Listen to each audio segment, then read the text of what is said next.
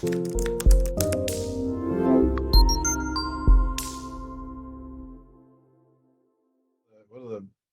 are the good bits about working in a rural location?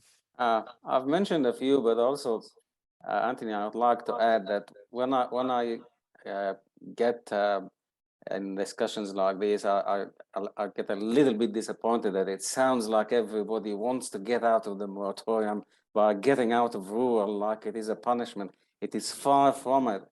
And by my own experience, I can't even, I'll take the whole night to say how good it is and how rewarding and wonderful it is to be part of a smaller community. So whilst the moratorium is actually a kind of a policy that was, I think, back in the early 90s when it was applied for good reason, but it actually doesn't necessarily, it's not a punishment to work in rural areas at all by a long way.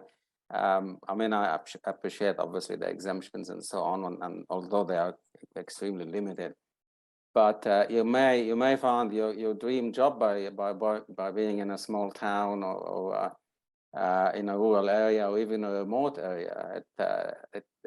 Living in the city with the traffic and parking meters and traffic lights and spending 1 hour to go from A to B. Here we can travel 100 kilometers and tell you exactly what time I'll get there because I know that I'll probably see 3 cars on my journey from A to B. It's a very different way of life. It's not to be seen as a punishment at all whatsoever. Great. Now, I would heartily endorse that as well.